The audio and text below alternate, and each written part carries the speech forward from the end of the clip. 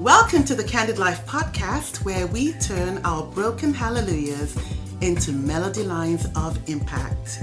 And I'm your host, Ese Gagoh. My guest is my second son, Ese Gagoh, a student at the School of Art Institute in Chicago. Today we're going to be talking about new beginnings. Specifically, we'll focus on segment 1, the blank space. Segment 2, finding your place. And segment 3, running your race. So, welcome, Ese. Hello. How are you doing today? I'm good. How are you? I am very well, thank you. So let's go ahead and jump right in to segment 1, which is the blank space. You are a student at the Art Institute, like I mentioned. You graduated in 2020 during the period when COVID just started. How was that final high school period for you? It was extremely anticlimactic. Honestly, we were pretty much almost done with the year. We were just finishing off the musical and we got sent home. And, we all thought it would be just a week or two and we would come back, but it was done. They just announced that, okay, school is basically just online for the rest of the semester, and we finished off our senior year online. But it was interesting doing it from home. It was definitely different, and I still feel like I learned from it. But we didn't get to have prom or the final musical or the senior walk or any of those nice events that most seniors do. But yeah, it was different. Yeah, you need to tell our listeners though which school you went to. I went to Stony Creek High School. And you're referring to a musical, and what was that musical? It was Mamma Mia. Mamma Mia. And I remember you were very excited about that. But I was. Boom, fell off the cliff, right? But it was actually shown as some kind of, what was it again? It was a digital performance, I think. They took Zoom videos of each of the actors and stuff, and they showed it at a drive-in theater just by the school. I did not attend that because I was working, but it seemed interesting. Okay. Well, thank you so much for sharing that. Well, now you are a student at SAIC, and I know you were pretty excited about going to SAIC. What was it about the school that got your attention, and what was it about it? The way they teach art there is very interdisciplinary, so you don't have to take a strict path with how you want to learn. I love photography, but I'm also getting into screen printing and making clothes. I've gotten really into video and sound, different things like that. So I get to take really whatever classes I want, and I get to combine them into my own major. So I'm not strictly learning photography, I'm learning a lot of things. So that's really what gravitated me towards the school. Mm-hmm. Were there other schools that you had thought about? It was really just between SAIC and MSU, but MSU, I wasn't even going for art, so it wouldn't have been something I'd love to do. But yeah, that's a good school there. I have a lot of friends there too. Okay, well, thank you so much for sharing that. Now, of course, leaving home was the first time. We letting you go to study, of course, was also an important step for us as a family. How did you feel about leaving Michigan and moving over to Chicago? I love you, Mom, but it's nice having no parents for a little bit. It's nice being more of an individual, and it's being far away from home. It's you can't fall back in anything. You have to just make new friends, and you have a fresh, new slate. So it was good just finding my own way and finding who I gravitated towards as people. And yeah, it's also nice being out of state. It's not like I could just drive back home in the short little drive to see everybody. I have to really cherish my time with my family when I see them, and then grow when I'm not with them. So that's a very interesting perspective about flying out the nest, right? Of course, it was interesting for us. I think I was excited on many levels because I do have a brother in Chicago. And so knowing that you had family there as well was a bit of a comfort blanket, if you want to call it that. But more excited about you going out there and living life and discovering life for yourself and charting your own path was definitely a good thing. So did you feel, though, prepared? Yes. You'll have to explain a little bit more to us when you say that. I mean, my art was already pretty decent at the time when I left. I already had a lot of skills under my belt. So when I went there, it's an art school, so I really got to expand upon what I already know and really grow in my artistic practice. And then I've still grown again in like me as a human being, but before I still was in a comfortable space of knowing who I am.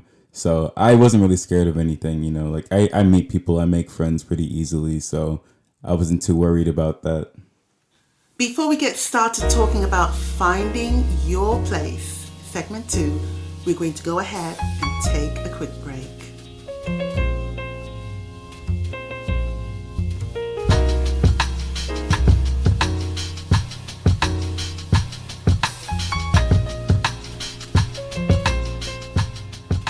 Welcome back, and if you're joining us for the show, this is the Candid Life Podcast, and I'm your host, Ese Gagoh, and I'm here today with my son, Ese. Say hey, Ese.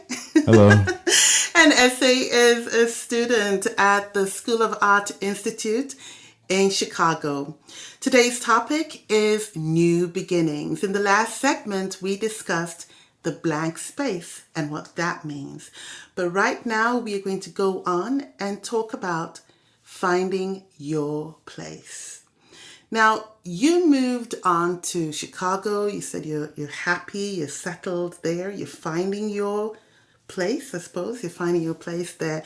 What has been the most important thing to you when you have started this new journey of becoming a student in this new place? Has it been more fitting in or standing out? What has been your priority? At art school, everybody is unique and different.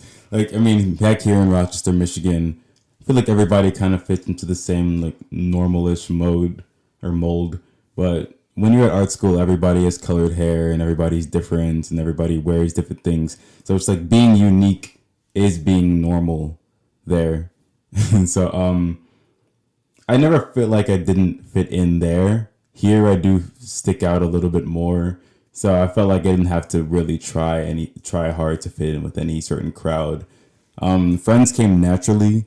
Like I kind of cycled through a different number of friend groups before I found the ones I'm really currently with right now.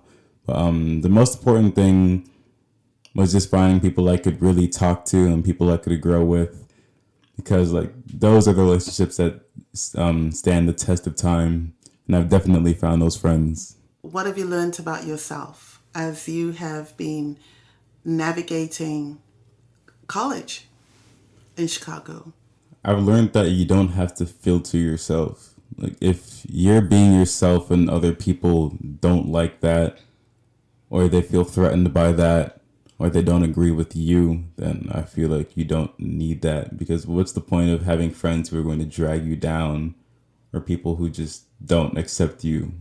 You talked about your friendship groups, the people that you've gravitated to. I suppose you can each gravitated to each other, and you have forged some really good, healthy relationships, you'd say, yes? Yes. And how have they motivated you to change? I think one of the things that I noticed when you were here in Rochester at Stony Creek High School is you did have a group of friends who challenged you to do different things, like the photography, like being part of the theater program, and so many other things, which I feel as a parent helped you to move forward and bring out new parts of you that you probably didn't know or didn't, you were constantly in this place of discovery.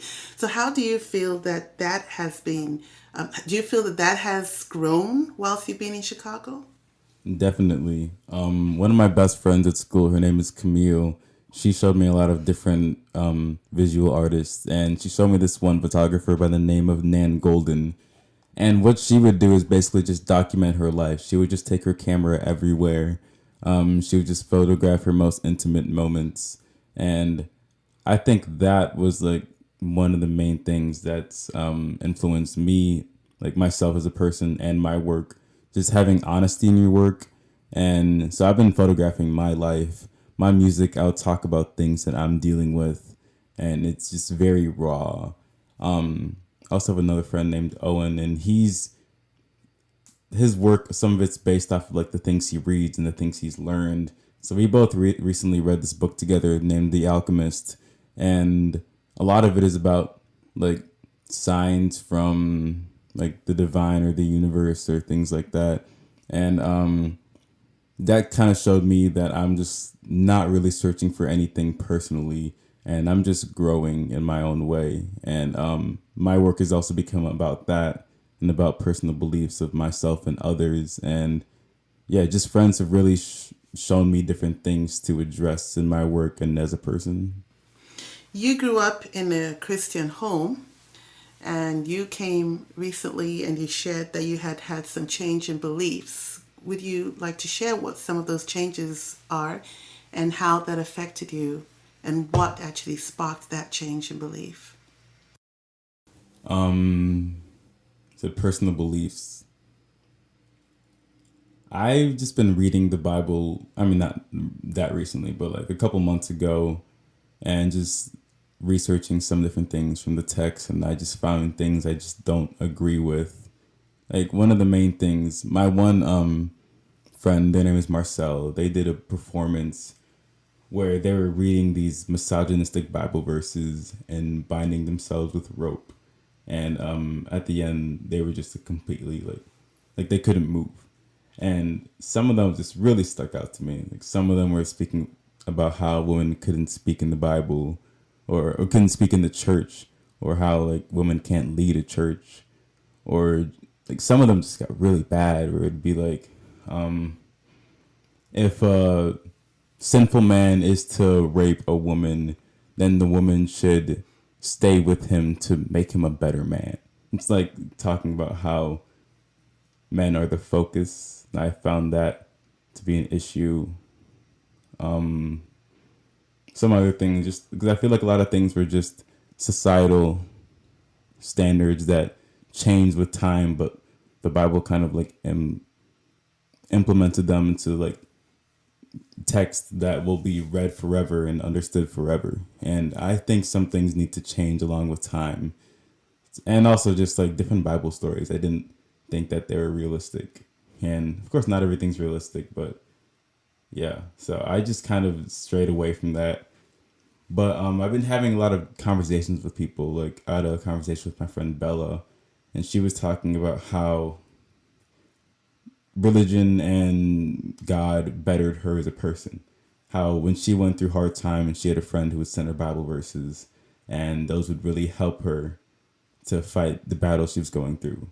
And I think that if you're using your relationship with God or whoever you believe in to make you a better person or to make you love more, then that's great. Like, I mean, I feel like I love more and I have grown without it, and that works for me. But I see some people using it to push others down, and that I do not agree with. Just whatever makes you a better person. Well, that's a very interesting perspective. But do you see, though, that sometimes in any religion or in any culture, that there is always going to be somebody who has a different perspective on an issue and may try to abuse those perspectives for their gain? I mean, do you see that aspect in when you're dealing with people or in life in general? I mean, you can take everything in the wrong way or the right way, but there's certain things I'll read from it and be like, okay, this is, no matter the way you interpret this is not okay. And overall, I mean, a lot of pain from all religions has arisen from the whole concept of religion. And I think it's not good. Just, I mean, like religion as a whole idea, not just Christianity, just like anything. It just causes a lot of persecution. Because you believed in God at some point in your life, right? And you believed that you had a relationship with God. There've been times that you yourself would say that, God spoke to me about this, or God showed me this. Do you then feel now that that relationship has been severed and God doesn't speak to you anymore? Or what is it that has changed in terms of your relationship, or in terms of you hearing the Lord or seeing the Lord in the things around you? What has changed? So what do you believe now? I don't believe in God, Okay. but when I'm thinking it back to like, me hearing God or certain things like that, I think it's just it was like my own consciousness. Mm-hmm. It's like, okay, I think I should do this, or I feel this intuition to not do this. And it's like, I would just attribute that to God. And that was really just myself. And it's like, when I think back now, it's like, I can do that. Like, I can realize, yeah, that was just my own thinking. Okay. So what would you describe your beliefs as now? I think it doesn't matter. I think that humans just have such a obsession with finding out everything that we don't understand. And I don't need to understand everything. Like, I don't need to put my my beliefs into a box. I don't need to say that I'm agnostic or atheist or whatever, because I really think it just doesn't matter. I'm just living right now, and yeah, I don't need to label my ideology. Thank you so much for sharing that. Before we go on to the next section, which is running your race, we are going to go ahead and take a quick break. We'll be back.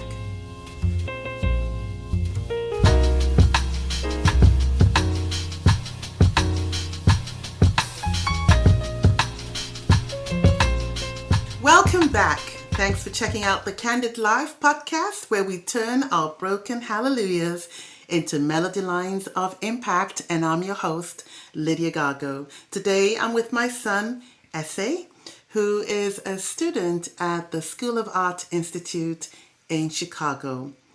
We've been discussing new beginnings, and last segment we discussed finding your place. And we want to finish the podcast today by talking about running your race. Every race is very individual, and moving to college has its new beginnings and new expectations and so many other things. What would you say running your race means to you? Running your race, just pursuing your goals, really running headfirst into what you want to do. I've been running my race. I've really just been growing with my photography, and I submitted some work to one of the school photography like institutions, and they want to make a exhibition with me to show some of my work at a gallery at the school. So, and I'm really happy about that.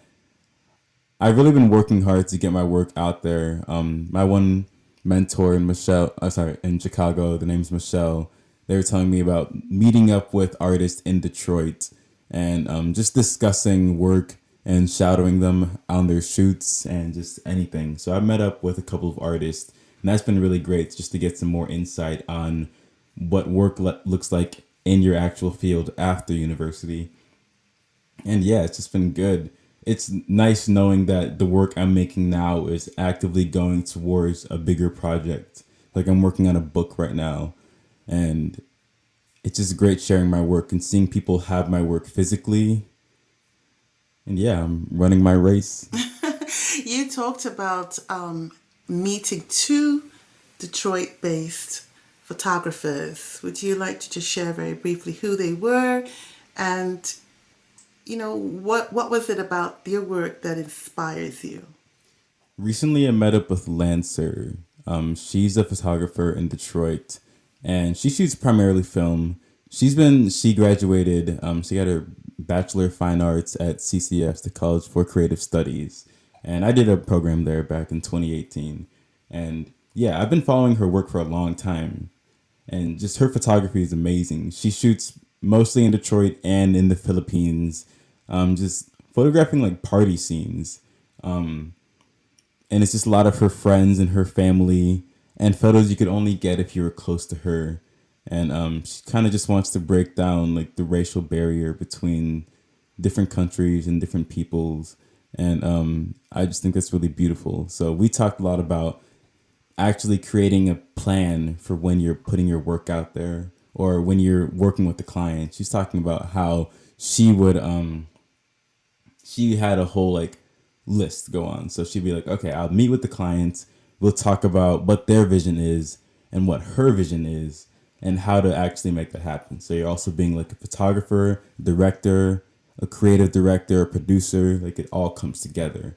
So yeah, it just really comes into planning, and that's how you put your best work together. When was the first time you saw Lancer? In person? That was 3 weeks ago. We went and we got food at this brewery. It was really nice. Okay. And who was the other photographer that you had a chance to meet with? I met up with Daryl D'Angelo. They're an artist in Detroit. I think they're going to move out to Brooklyn because they got a job there. But yeah, their work is amazing. And I think they graduated from SAIC with my other mentor, Michelle. And yeah, we just talked about what it's like being a Black artist in America or in Chicago or just wherever we go. And just working hard for whatever you're doing and writing and reading contribute a lot to your work. And they gave me a couple book recommendations that have influenced their work. And yeah, just really gaining knowledge is like the main thing that'll affect your work, because you only have your own experience, and to add on more context into your work, you need to be researching. So that was just a great thing I learned from them. You talked as well about Michelle, Yes.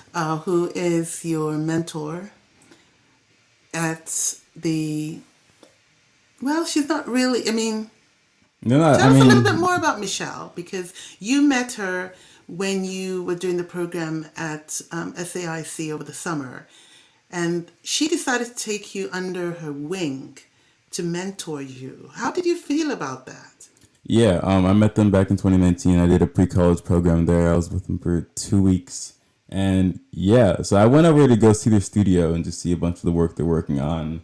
And yeah, I showed them some of my work and some of the books I've been working on. And yeah, they were just like, I think it'd be great for, me to mentor you, or you to come maybe once or twice a week. We can work on stuff together, and I can tell you about artists or different exhibitions to apply to. And that was just beautiful. I feel like that was a really great thing, because that's just like there's so much I can learn from them and so much I can grow from that too. So that was just really great.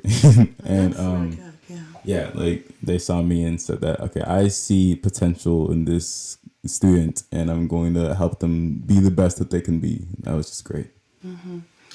What would you say was your biggest challenge in your first year? Let me just be a little bit more specific in terms of your roommates, because it was your first time you were it was the first time you were rooming with people. You've always had your private space at home, and then all of a sudden you're rooming with people. How was that experience? Both of my roommates were interesting. So my first one, look, the first one was a nice guy, like Parshad. He's really cool. We had a nice time together. He would just be a big partier though, so we'd have people in our room all the time. Feel like I ended up telling him once, I was like, okay, I need some space so I can study and work and stuff, because that's what we're here for. And after that, the parties just stopped. Like he stopped bringing people over, and I was like, okay, I'm okay with that. I get more time to myself. But I ended up switching roommates. And my second roommate, I don't need to speak on him, but he just wasn't a great person. So he ended up leaving. Moving out again, a month before the semester ended. So then I had my own space, and it's nice having your own space. I just got signing the lease on an apartment with some friends at an apartment. So I'll have my own room, which I think is enough. Like, it's nice having a communal space and having friends around you, but you still have your own room to get your alone time. So I think that kind of just like resolves the issue, because it's nice living with people, but it's also nice being alone. So what has been the biggest challenge for you? And what has been your biggest accomplishment? Biggest challenge, I feel like the biggest challenge and the biggest accomplishment go together, because at first it was hard cranking out multiple pieces of art every 2 weeks. Like, you have to really dig deep and find things you're passionate about making work about. So it was always good, but at first I really had to find, what do I want to talk about? What do I want to make work about? And yeah, I would just really talk about just in the beginning it was like African American experience, because that's what was going on. I mean, it's still going on, but it was more prevalent at the time. Then as time went on, I was talking more about relationships with people and family. And then by the end, it became the exploration into beliefs and the afterlife. And yeah, I think your work should just mirror where you are in your life and what's on your mind most of the time. And right now, I'm just focused on living, because I'm so busy with work and hanging out with friends and stuff. So it's like I'm kind of in this relaxation mode, but also work mode. So I'm not thinking about some of these really heavy topics because I'm so busy. So my work right now is just, again, me living. It's my friends hanging out. It's me working. It's just, it just shows where I am. Okay. So what do you hope to achieve moving on into your second year? What are you excited about? I'm taking a figure drawing class, and I do not draw much. So I'm excited to see how that develops in my work, and I'm going to find a way of intertwining that with my photography. And also, I really want to get better at painting. I've started the practice of painting on my photos, on my Polaroids, and some of my prints. And yeah, I just keep wanting to keep getting better at mixing all of the mediums I'm interested in. And yeah, just being more honest. Like, I'm releasing an album next month, and most of the things I'm saying on it are just like very intimate to me. And yeah, I just want people to see me and see what I want them to see. So it's like your work is a display of yourself. So if people want to find out a little bit more or hear your work or see more of your work, where can they go to find that? Follow my Instagram. It's David Gagoh, DavidGagoh. And what about your music? You can get there through the Instagram. I'll have a link in the bio. Okay, sounds really good. Well, before we close up on this podcast, I have this one question that I ask everybody. That's why it's called The Candid Life. And the question is, what does it mean to you to live the candid life? Again, what I said earlier, like living unfiltered, being yourself, just living your truest self. Okay, thank you so much. Thank you all for joining us today on this podcast, The Candid Life. We focused on new beginnings. Specifically, we talked about the blank space, finding your place, and running your race. We hope you learned something today and enjoyed the show. Say a very big thank you to my son, Ese Gagoh, for sharing his story. And as a mother, I just want to say that you inspire me, you encourage me to do better. And your dad and I want to say that we are proud of you and wish you all the best in the future. And we look forward to seeing more of your work as you continue to grow as an artist.